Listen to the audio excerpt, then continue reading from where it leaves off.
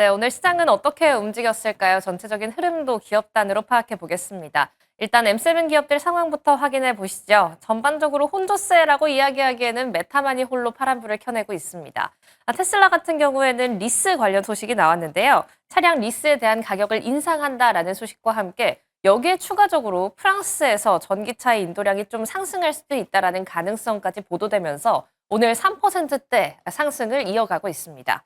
다음으로는 아마존입니다. 아마존 같은 경우에는 자체적인 브랜드를 통해서 식료품 사업에 박차를 가할 것이다라는 보도가 나오면서 오늘 강보합권으로 증시를 가져가는데요. 유일하게 하락한 메타 같은 경우에는 자체적인 플랫폼 내에서 개인정보 유출에 대한 보도가 나오면서 오늘은 하락분이 나온 모습입니다. 그럼 다음 장 통해서 히트맵도 열어보시죠. 전반적인 분위기도 점검해 보겠습니다. 혼조세를 오가고 있는 미국 뉴욕 증시 일단은 셧다운이라는 키워드가 시장을 약간 누르고 있는 가운데 이렇게 압박을 받으면서도 시장은 계속해서 상승세를 이어가고 있습니다. 일단 이번 셧다운에 대해서는 금리 인하를 조금 더 부추길 수 있다라는 분석이 더 우세한데요. 페드워치 분석상에서도 10월의 인하가 거의 100% 정도로 점쳐지고 있고요. 그리고 12월에는 88% 정도의 추가 금리 인하가 있을 것이다라는 가능성도 나오고 있습니다. 요즘 시장을 보면 추가 금리 인하라는 단어에 더 민감하게 반응하고 있으니까요. 이 부분도 계속해서 체크해 보시기 바랄게요. 그럼 기업 단으로 조금 더 깊숙하게 들어가 보시죠. 앞서서는 금과 비트코인을 보고 오셨는데 종목 단으로 보면 오늘 반도체가 유난히 강했던 하루였습니다. 마이크론이 8%가 넘는 급등세를 연출한 하루였는데요. 오픈 AI의 샘 올트먼 CEO가 이런 언급을 내놨습니다. 삼성전자와 SK하이닉스와 계약을 체결할 당시 스타게이트 프로젝트가 확대될 경우 HBM이 2배 정도 이상 확대돼서 필요할 수도 있다라는 이야기를 내놓으면서 오늘 HBM 시장이 조금 더 커지는 것 아니냐라는 기대감에 마이크론이 폭등한 하루였습니다. 여기에 더해서 인텔도 소식이 한 가지 있었죠. 인텔과 AMD가 파운드리에 대한 협상 중이다라는 보도로 인텔은 오늘 7%대 강세를 보이는 모습이었습니다. 해당 내용은 타임라인과 함께 다음 장 브리핑 통해서 잠시 뒤에 짚어보도록 할게요.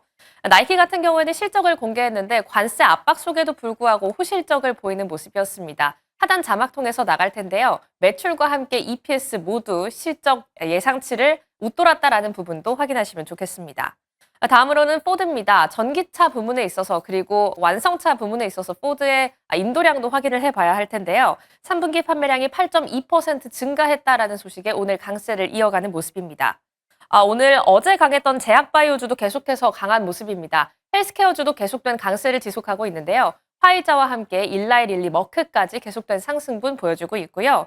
또한 여기에 더해서 태양광주도 오늘 고개를 들었던 하루였습니다. 썬눈을 필두로 해서 전반적인 상승세가 나왔다라는 점도 확인하도록 할게요. 그럼 다음 장 통해서 인텔과 AMD 소식 점검해 보러 가시죠.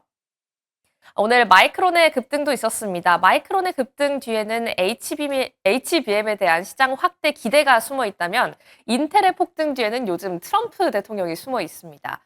물론 마이크론 같은 경우를 이슈로 짚어봐도 좋겠지만 인텔을 타임라인 순으로 짚어보시면 조금 더 좋을 것 같아서 가지고 왔습니다. 간밤에는 이런 소식이 나왔습니다. 인텔이 AMD의 반도체를 자사 파운드리 설비에서 생산하는 방안을 협상 중이다라는 소식이 나왔는데요. 좀 쉽게 생각해보면 이제부터 AMD가 인텔에게 이 만드는 것을 담당시킬 수도 있다라는 겁니다. 자체적으로 설비를 담당할 수도 있다라는 거죠. 파운드리가 일단 위탁 계약 생산이니까요. 이런 걸 보면 트럼프 대통령의 인텔 살리기가 정말 조용히 수면 아래에서 진행 중이다라는 걸 파악할 수가 있습니다. 트럼프 대통령이 일단 크게 지분을 사겠다라고 확 질러놓고 이런 행동을 보인 뒤에 기업단들이 좀 눈치를 보는 거죠. 트럼프 대통령이 인텔 살리기에 좀 집중을 하고 있다? 그럼 우리도 뭔가를 해야 될 텐데 라는 움직임이 계속해서 일어나고 있는 겁니다.